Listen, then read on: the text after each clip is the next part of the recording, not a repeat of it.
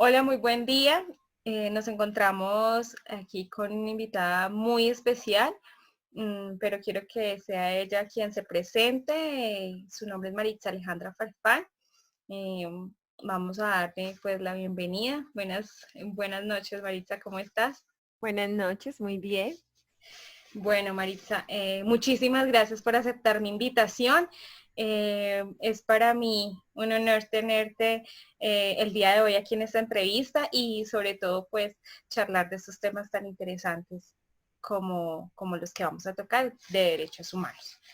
Maritza, cuéntanos un poco de ti. ¿Cuál ha sido tu experiencia?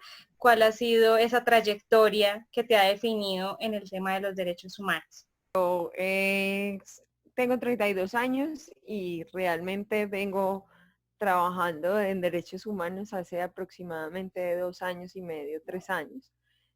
La línea en la que más trabajo es la defensa de los derechos colectivos, especialmente en los derechos medioambientales, pero también hacemos un trabajo en derechos de la mujer. El año pasado tuve la fortuna de hacer un diplomado en Derechos Humanos con la Defensoría del Pueblo y la Universidad Gran Colombia, y allí digamos que tejimos unos lazos con algunas organizaciones defensoras de derechos de la mujer, y desde allí también me interesé pues por esa línea de trabajo en derechos humanos. Me declaro activista de los derechos colectivos y pues esa es mi trayectoria más o menos hasta ahora. Maritza, cuéntame un poco de tu profesión, qué estás estudiando, a qué te dedicas en tus labores diarias, cotidianas. Bueno, yo hace 12 años me gradué de una tecnología en urgencias médicas, lo que comúnmente llaman paramédico. A eso me dedico hace 12 años, y estoy terminando mi carrera de psicología social en la UNAD. Ya terminé materias, ya terminé mis prácticas, pero estoy en espera de sustentación de mi proyecto de grado. En este momento ejerzo como paramédico en una institución universitaria privada, hago parte, pues soy la auxiliar de bienestar institucional, y en mi diario vivir trato, ya sea desde la virtualidad o en las horas que tengo en la noche, al mediodía o los fines de semana, realizar las actividades que competen al activismo en la defensa de los derechos de todos. Eso te iba a preguntar, ¿cómo haces para sacar tiempo en tus rutinas diarias, en toda una semana? A veces se vuelve como todo un reto, pero encuentras los espacios. ¿Con qué organizaciones sociales o con qué otras personas trabajas? Bueno, acá en el municipio donde yo vivo tenemos un colectivo que se llama la Asamblea Ciudadana de Calarcá, y en ella se recogen varias organizaciones o varias personas.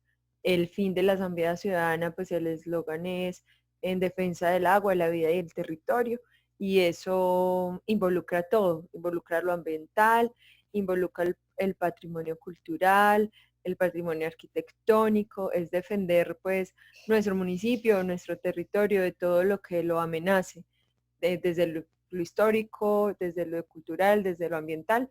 Digamos que en lo que más hemos trabajado, la fuerza en lo que más hemos metido siempre ha sido como lo ambiental, pero también hay situaciones a nivel social en las que también trabajamos. Hacemos veeduría ciudadana a las administraciones locales y departamentales, hacemos denuncias, preguntamos, y también hacemos pedagogía a la gente, intentando que todos los ciudadanos tomemos la conciencia pues del poder que tenemos a través del control político, a través del voto, también hablando de lo político electoral, y sobre todo el empoderamiento que podemos tener las comunidades, y a través de ese empoderamiento la fuerza que podemos tener para transformar nuestros entornos.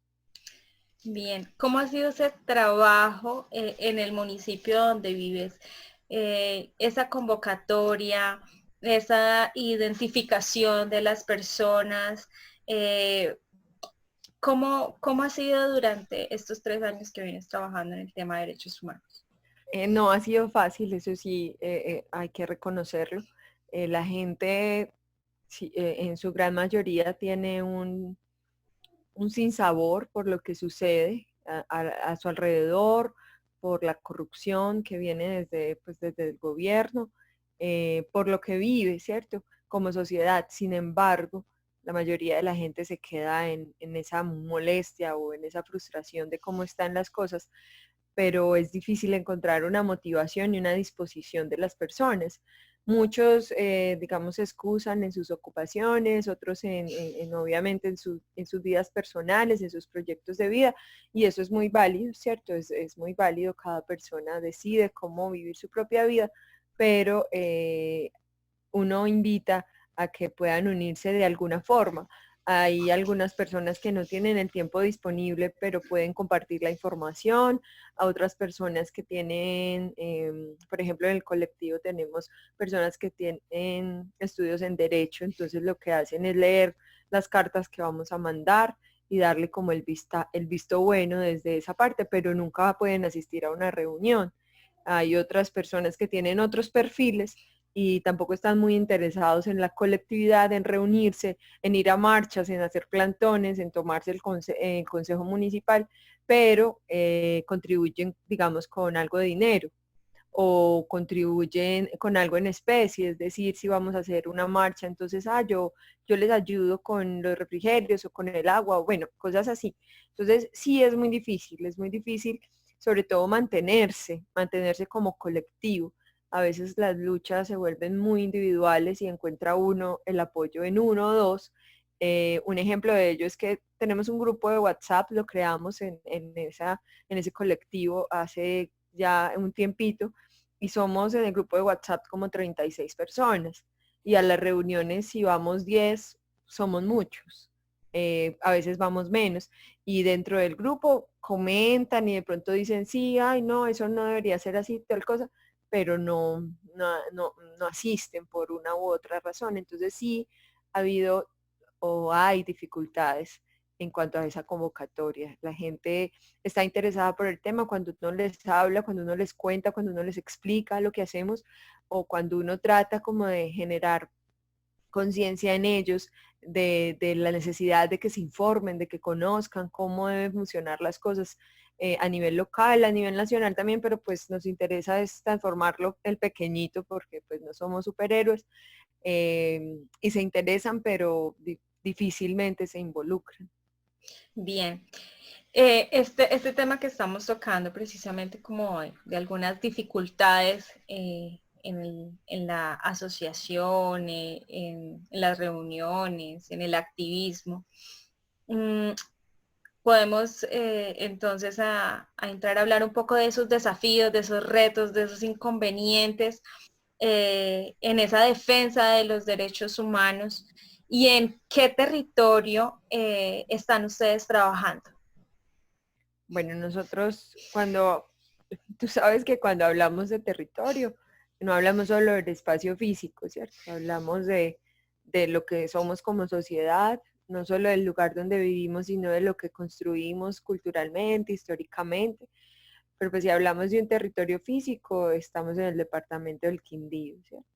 Y si hablamos del contexto que estamos viviendo, eh, pues los desafíos que tenemos son muy grandes porque lastimosamente los ciudadanos debemos exigir o debemos luchar por unos derechos que son dados ya en la Constitución y que es el Estado, los gobiernos, en este caso los locales, la gobernación del Quindío, las alcaldías, deberían velar porque esos derechos se den, deberían ser quienes protegen nuestro territorio, por ejemplo, de amenazas extractivistas como la minería, como los monocultivos. Acá tenemos un problema con monocultivos de pinos, de eucaliptos, de aguacateras, que lo que hacen es destruir el territorio, destruir las fuentes hídricas, contaminar. Entonces, son amenazas, por ejemplo, esas a nivel ambiental, y deben ser los gobiernos que querían garantizarnos que tengamos un buen vivir, ese derecho al ambiente sano, el derecho a la vida, a la salud. Tenemos problemas, los hospitales públicos de endeudamientos muy grandes, hospitales en crisis. Entonces son muchos los desafíos, pero el desafío más grande es mantenernos, es mantenernos unidos en esa resistencia por defender los derechos de todos. Es no desfallecer a pesar tengamos un Estado que no nos dé garantías, a pesar de que haya muchas personas que no pasan más allá de una palabra acción, a pesar de que de pronto no tengamos los recursos económicos, porque pues nosotros casi todos trabajamos en algo y lo que hacemos es en nuestros tiempos libres hacer ese activismo y lo hacemos pues con todo el amor, pero no tenemos la disponibilidad del tiempo suficiente para hacer muy podríamos hacer. Okay. Dentro de esos desafíos, ¿qué potencialidades, qué beneficios y cómo ves esa lucha a futuro? O sea, ¿qué es lo que hace que para ti se mantenga la esperanza en la lucha y en el activismo de la defensa de estos derechos?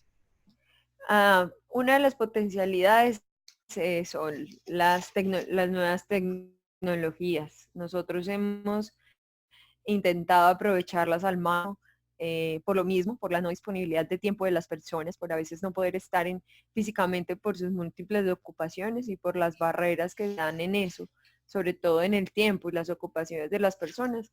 Las redes sociales y todas las nuevas tecnologías nos permiten mantenernos comunicados y mantenernos entrelazados. De hecho, el año pasado, después de la marcha carnaval que se dio el año pasado, movimiento ambiental departamental.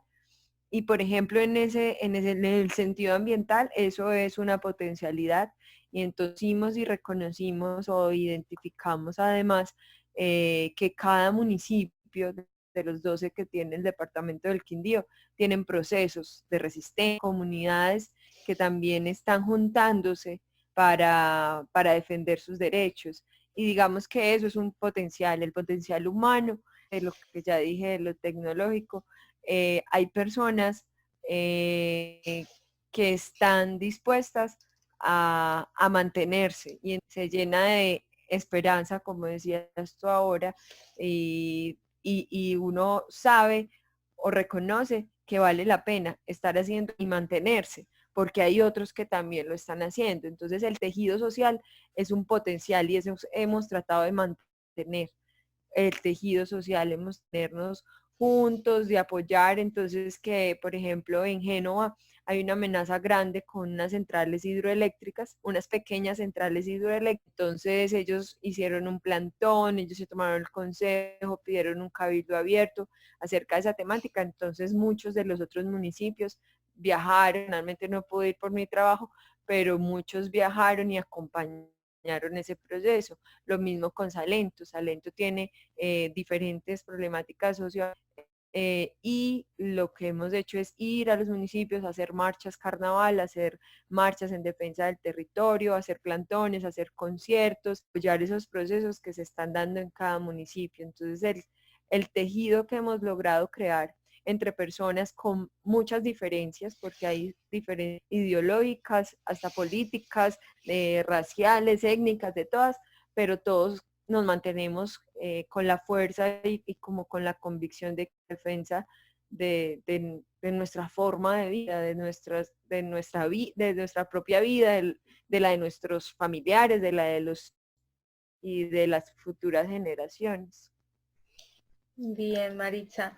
Eh, una pregunta. ¿Ese tejido social surgió gracias a la marcha carnaval o viceversa? Quisiera que me contaras un poco acerca de esta marcha carnaval que además ha sido muy escuchada en el departamento del Quindío.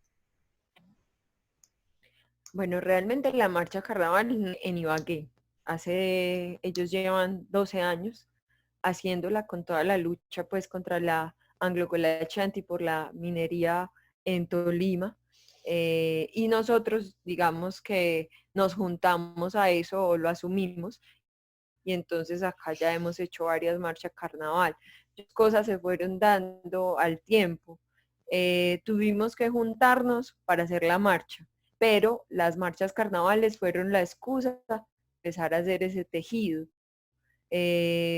Organizar la marcha nos obligaba, nos permitía reunirnos para la logística, para buscar los recursos, para hablarnos de dónde va a salir, cómo vamos a hacer, los permisos, cuánta gente va, cómo hacemos para quién sabe de esto, cómo lo hacemos, todo eso. Y al paso que íbamos organizando la marcha, fuimos tejiendo como ese deseo unidos, y también fuimos conociéndonos y fuimos apoyando cada proceso, lo que ya te había contado. Entonces creo que el tejido social podría ser la marcha, que fue como la iniciativa grande, pero a la vez la marcha se da gracias a ese tejido que se construyó y que se mantiene, como te digo, con algunas dificultades, con algunas limitaciones, pero que con lo más importante es con ese potencial humano de personas que se mantienen ahí y que hacen todo su esfuerzo por hacer un cambio en lo local. Y entonces juntamos cada granita poniendo los municipios y intentamos pues hacer un cambio en todo el departamento. Una pregunta, una inquietud que me surge. ¿Qué reconocimiento han obtenido ustedes dentro de los gobiernos locales como asociaciones, como tejido social que lucha por los derechos? O sea, ¿qué reconocimiento han tenido durante este tiempo? Pues lo tenemos que no, no digamos que es un poco incómodo el reconocimiento que hemos tenido frente a ellos, porque pues nosotros tratamos de hacer control, no somos una veeduría ciudadana legalmente pues constituida, pero hacemos veeduría ciudadana. Entonces nosotros derechos de petición, nosotros cuestionamos a la administración municipal, y eso también se da pues en todo, cada uno en su lugar lo hace o él lo hace, nosotros acá en el municipio lo hacemos. Entonces, pues ya tenemos mala fama con la administración, realmente molestamos un poco, incomodamos, pero no nos importa, porque es lo que debemos hacer como ciudadanos, es nuestro derecho también de preguntar, de cuestionar, porque pues este es nuestro territorio, el territorio y entonces el reconocimiento que tenemos, sí, ya nos conocen, ya más o menos nos identifican, ya saben que la Asamblea Ciudadana es otra carta, o sea, cualquier cosa que pasa nosotros estamos cuestionando, y digamos que no, más que el reconocimiento que nos puedan dar, no, los gobernantes, que no ha sido, como te digo, muy positivo, nos importa el reconocimiento de la comunidad, pero más de porque nos den o digan que somos héroes para ellos, es que tengamos un reconocimiento sobre todo de credibilidad, para que más gente se junte. Para que sepa, algo que hemos intentado mantener es no politizar el espacio. Somos seres políticos y cada uno se reconoce como tal, allí tomamos decisiones, allí hay poder, allí cumplimos todo lo que se define como un ser político, pero nosotros evitamos involucrar elecciones electorales, perdón, todo lo electoral, evitamos que se haga políticos. Dentro del colectivo hay gente que se puede definir de izquierda, de derecha, de centro, hay gente que nunca ha querido votar eso, y aún así nos mantenemos ahí, nos construimos entre todos. Entonces eso nos permite también que tenga una credibilidad de unidad, y que no tengan como esas gobiernos señalarnos quizás de que estamos cuestionando los favor de alguien que los esté oponiendo en lo político electoral. Bueno, una pregunta más. La situación actual del país para los líderes sociales pues ha sido un poco complicada y como que se ha ido complicando aún más últimamente. ¿Qué tanta afectación o impacto ha tenido esta situación para ustedes como, como activistas en la lucha, en la defensa de los derechos humanos? Frente a la situación, nosotros siempre tratamos de cuidarnos mucho entre unos y otros y de hecho por eso casi todo lo hacemos como colectivo. Si mandamos una carta, video, si, si actuamos en algo a favor de o algo así, tratamos de hacerlo en nombre del colectivo, no de porque eso nos puede poner en riesgo. Nosotros tenemos el caso de un miembro de nuestra colectividad que sufrió un atentado el año pasado, él y algunos compañeros que estaban con él en un encuentro con ex militantes de la antigua guerrilla de las FARC, porque nosotros intentamos aprender mucho sobre el territorio e intentamos estar en espacios, en las universidades públicas, en las universidades privadas, todos los espacios donde podamos aprender acerca de cómo podemos defender, sino de cómo es nuestro territorio, de cómo se dan las cosas.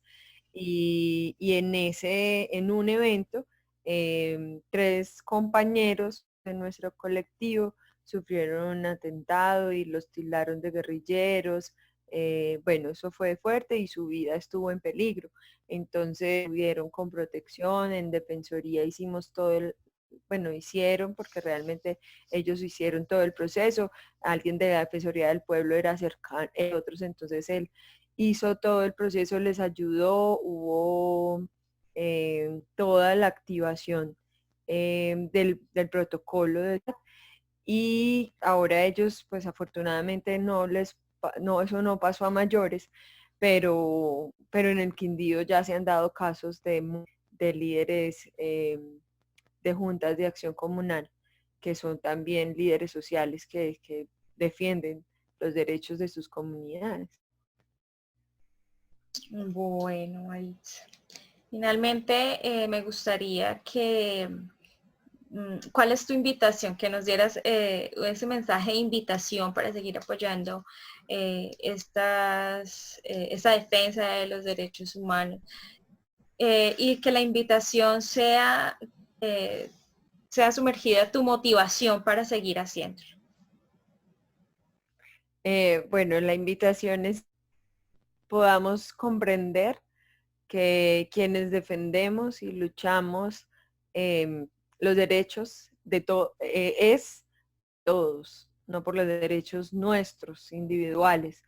Entonces la invitación es tomar conciencia y lograr entender que nosotros no defendemos algo por egoísmo o por vanidad, sino que nuestra lucha y la lucha de todos los defensores de derechos humanos, de ambientales, los líderes sociales que trabajan en sus comunidades en cualquier parte de nuestro país, lo que hacemos lo hacemos por todos. Piensa de la casa común, que es la tierra, que es este país que tiene tantas maravillas. Entonces la invitación es tomar conciencia y dejarnos llevar por los sesgos ideológicos, políticos, y no seguir estigmatizando a las personas que hacemos como si fuéramos delincuentes o como si fuéramos unos rebeldes, aunque somos rebeldes porque vamos en contra de lo que digamos una otra pone frente a un sistema pues de políticas extractivas que destruyen los territorios. Entonces la invitación y que a la motivación que me mantiene acá es que cada uno desde su lugar pueda hacer a favor del bienestar, de que cada uno tome conciencia, que desde su propia vida, con las decisiones que toma cada día, de lo que come, de cómo come, de qué consume, de cuánto ahorra también, puede ser un defensor de los derechos de los otros, que cuando nosotros protegemos cuando ayudamos a un vecino, cuando denunciamos una injusticia, estamos siendo defensores de derechos humanos. Entonces, tomar conciencia que, que quienes están defendiendo los derechos no tienen un chip diferente, solo simplemente nos hicimos conscientes en algún momento, debíamos hacer algo. que entonces cada uno de nosotros tiene el potencial para defender los derechos de todos. Entonces la invitación es eso, a conscientes de que cada uno puede hacer algo por los otros. Bueno, Maritza, muchísimas gracias por su tiempo, por este espacio, por este mensaje que nos dejas. Te agradezco muchísimo y bueno, espero podamos hablar personalmente en la próxima oportunidad. Gracias a ti.